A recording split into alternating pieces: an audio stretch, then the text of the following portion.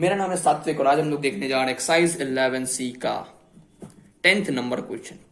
10th number question में मेरे पास फंक्शन दे रखा है F x is equal to x minus one into x minus two का whole square in close interval 1 से लेकर 2।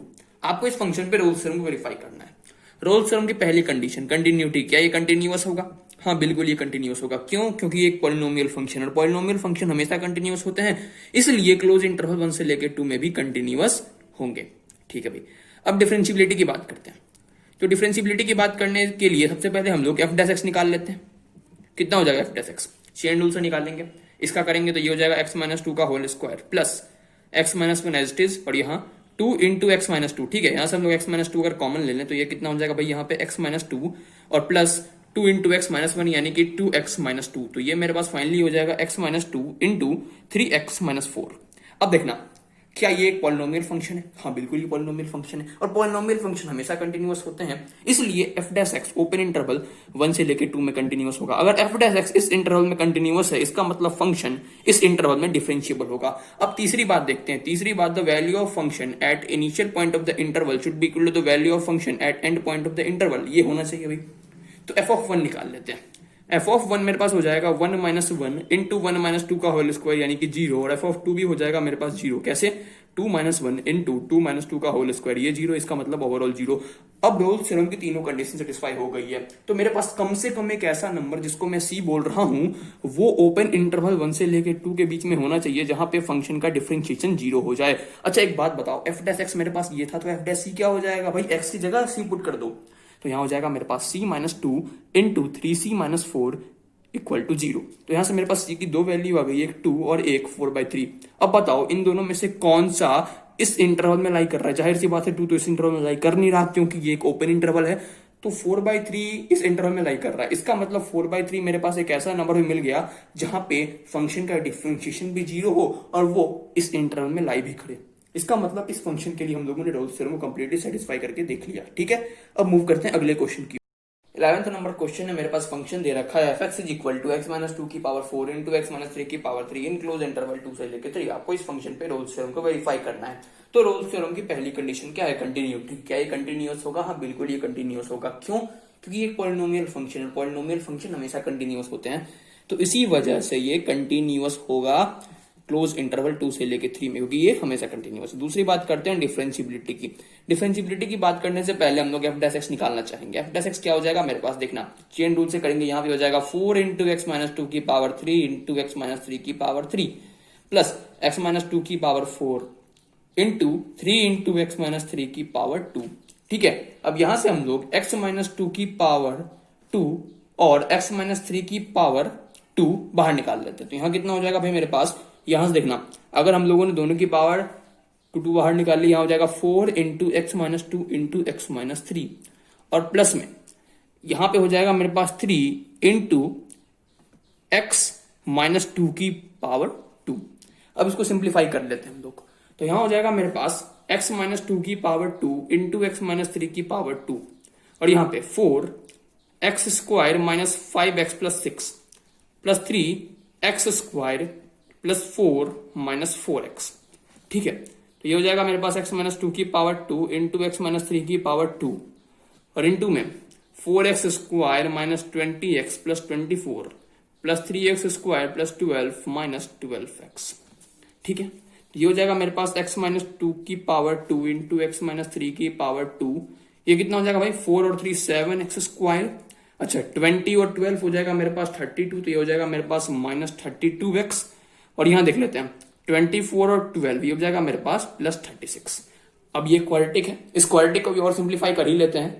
तो हम लोग इस 32x को 14 और 18 के फैक्टर में ब्रेक करते हैं। यहां हो जाएगा मेरे पास x माइनस टू की power 2 into x minus three की पावर 2 और यहाँ पे 7x स्क्वायर माइनस 14x और यहाँ माइनस 18x प्लस 36। ठीक है, तो ये मेरे पास हो जाएगा कितना? 7x माइनस 18 और इंटू में हो जाएगा मेरे पास x माइनस टू और यहाँ पे हो जाएगा मेरे पास x माइनस टू की power 2 into x minus three की पावर 2।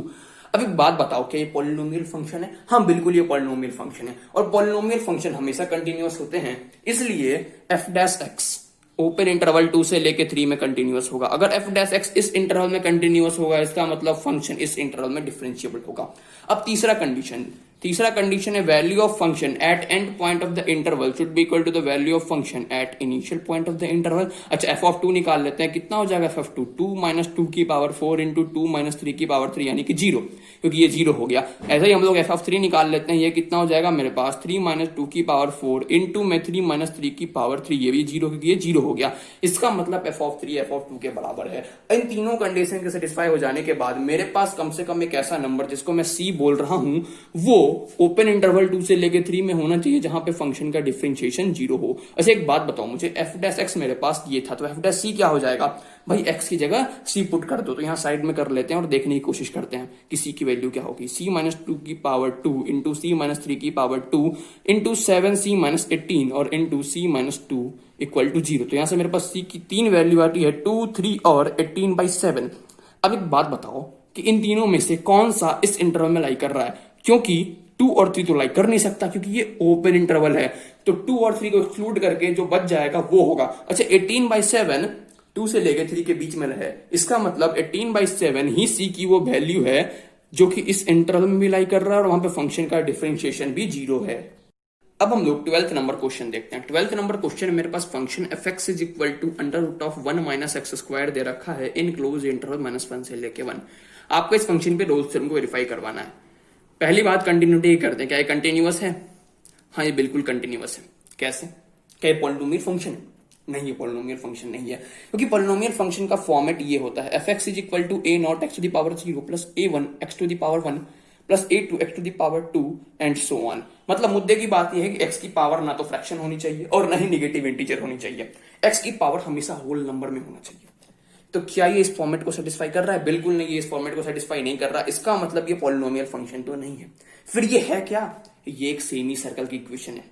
बहुत सारे बच्चों को ये बात नहीं पता होगा, मैं समझाऊंगा आपको कैसे ये सेमी सर्कल का इक्वेशन है। एक बात बताओ, इस एफ एक्स को मैं लिख रहा हूं y और यहां लिख रहा हूं मैं equal to under root of 1 minus x square. मैं दोनों साइड स्क्वायर कर रहा हूं तो मेरे पास y square is equal to 1 minus x square आ गया, और अगर मैं माइनस एक्स स्क्वायर को उधर ले आऊंगा तो X square plus Y square is equal to 1 आ गया। अब ये इक्वेशन तो आप लोगों को पता होगा कि ये एक सर्कल का इक्वेशन जिसका सेंटर 0,0 है और रेडियस 1 है। कैसे पता चला? क्योंकि इसको हम लोगों ने कंपेयर किया X square plus Y square is equal to A square से, जो कि सर्कल का जनरल इक्वेशन होता है। तो इसका मतलब इसका जो ग्राफ होगा वो कुछ ऐसा होगा, और ये वाला पॉइंट मेरे पास 1,0 होगा, ये वाला पॉइंट मेरे पास -1,0 होगा, ये वाला पॉइंट मेरे पास 0,1 होगा और ये वाला पॉइंट मेरे पास 0,-1 हो जाएगा। ठीक है, तो लिखते हैं भाई। अब देखना ये कैसा होगा, ये कुछ ऐसा होगा। क्यों? क्योंकि गौर से अगर तुम देखो तो हम लोगों को पता है कि रूट के बाहर हमेशा पॉजिटिव ही आता है, रूट के बाहर कभी निगेटिव नहीं आ सकता। ठीक है, ये कंसेप्ट पता है तुम लोगों को। अगर मैं यहां √4 लिख रहा हूं तो तुम इसको इक्वल टू 2 लिखोगे। अगर मैं X square is equal to 4 लिख रहा हूं तो तुम एक्स इज इक्वल टू +-2 लिखोगे। लेकिन अगर तुम √4 इक्वल टू +-2 लिख दोगे फिर ये ब्लंडर हो जाएगा। ठीक है, ऐसा नहीं हो सकता। तो इसका मतलब रूट के बाहर हमेशा पॉजिटिव क्वांटिटी आता है। तो बताओ, तो रूट और ये रूट के बाहर हमेशा पॉजिटिव ही आना चाहिए, इसका मतलब y हमेशा पॉजिटिव ही होगा। तो निगेटिव वाला y हटा दो, तो जो बच गया वही y होगा, और उस y के रिस्पेक्टिव तुम ग्राफ बना दो तो ये सेमी सर्कल आ जाएगा। अच्छा, ये वाला पॉइंट कितना होगा? ये वाला पॉइंट होगा मेरे पास 1,0 और ये वाला पॉइंट मेरे पास -1,0 होगा। अच्छा, अब आते हैं क्वेश्चन पे। मेरा क्वेश्चन का इंटरवल क्या दे रखा है? -1 से लेकर 1। तो एक बात बताओ, क्या -1 से लेकर 1 के बीच में ये ग्राफ कहीं भी ब्रेक हो रहा है क्या? नहीं ब्रेक हो रहा। इसका मतलब ये कंटिन्यूअस है। अच्छा, एक बात बताइए भैया कि मान लीजिए मुझे ग्राफ नहीं पता होता तो मैं कैसे चेक करता कि ये कंटिन्यूअस है या फिर डिसकंटिन्यूअस है?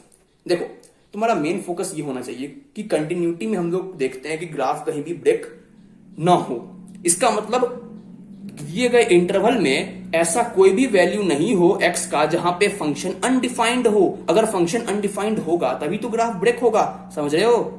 अगर तुमको अनडिफाइंड वाली बात समझ नहीं आई तो अब समझ में आएगा डिफरेंशिएबिलिटी चेक करने के दौरान। डिफरेंशिएबिलिटी चेक करते हैं। डिफरेंशिएबिलिटी चेक करने से पहले हम लोग एफ डैश एक्स निकाल लेते हैं। ये कितना हो जाएगा भाई? मेरे पास 1/2 under root of 1 minus x square, और ऊपर 1 माइनस एक्स स्क्वायर का डिफरेंशिएशन 1 इंटू -2x, 2 से 2 कट जाएगा, ये कितना हो जाएगा? -x by under root of 1 minus x square.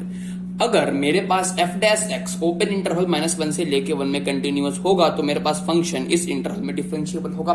तो मेरा मेन टारगेट क्या है? मेरा मेन टारगेट है कैसे भी करके मैं ये प्रूव कर दूं कि एफ डैश एक्स इस इंटरवल में कंटिन्यूअस है। अच्छा, मैंने तुमको पिछले वाले पार्ट में समझाया था कि अगर दिया गया फंक्शन दिए गए इंटरवल में कहीं भी अनडिफाइंड हो जाता है तब जाके उसका ग्राफ ब्रेक हो जाता है और वो डिसकंटिन्यूअस हो जाता है।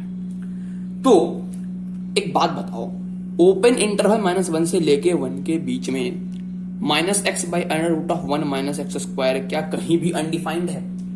सबसे पहले तुम ये पता करो कि ये अनडिफाइंड कब होगा।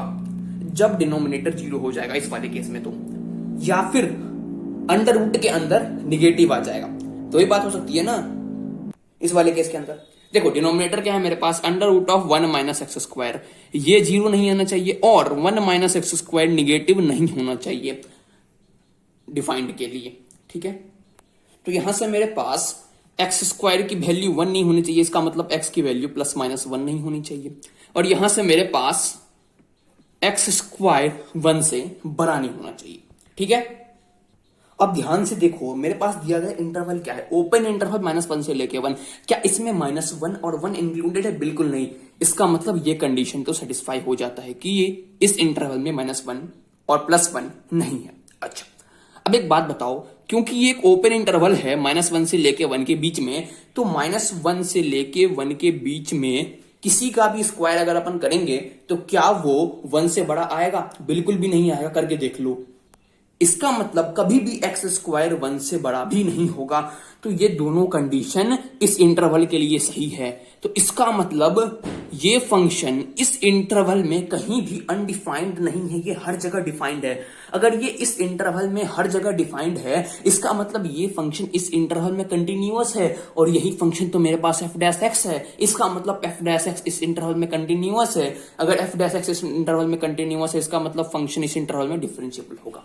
अब इन दोनों कंडीशन के सेटिस्फाई हो जाने के बाद तीसरा कंडीशन क्या है, value of function at initial point of the interval should be equal to the value of function at end point of the interval. तो एफ ऑफ -1 निकाल लेते हैं। कितना हो जाएगा भाई, √1 -1 यानी कि 0, और एफ ऑफ 1 भी हो जाएगा √1 -1 यानी कि 0। अब इन तीनों कंडीशन के सेटिस्फाई हो जाने के बाद मेरे पास कम से कम एक ऐसा नंबर जिसको मैं सी बोल रहा हूं, वो ओपन इंटरवल -1 से लेके 1 के बीच में होना चाहिए, जहां पे फंक्शन का डिफरेंशिएशन 0 हो। अच्छा एक बात बताओ, एफ डैश एक्स मेरे पास ये था, तो एफ डैश सी क्या हो जाएगा? एक्स की जगह सी पुट कर देंगे तो -c/√1 -c² should be equal to 0। यहां से मेरे पास सी की वैल्यू 0 आ जाती है। क्या 0 इस इंटरवल में लाई कर रहा है? हाँ बिल्कुल लाई कर रहा है। इसका मतलब मेरे पास 0 एक ऐसा नंबर भी आ गया जो कि इस इंटरवल में लाई कर रहा है, वहां पे फंक्शन का डिफरेंशिएशन भी 0 है। तो कंप्लीटली हम लोगों ने इस फंक्शन के लिए रोल्स थ्योरम को वेरीफाई कर लिया। अब चलते हैं अगले क्वेश्चन की ओर। अब देखते हैं 13th नंबर क्वेश्चन।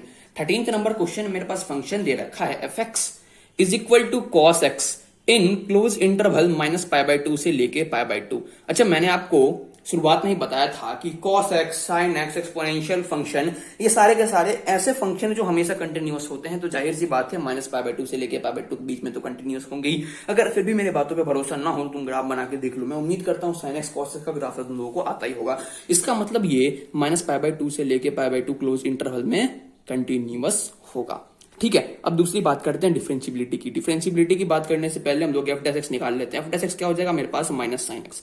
अच्छा एक बात बताओ, क्या sin x हमेशा कंटिन्यूअस होता है? हाँ हमेशा कंटिन्यूअस होता है।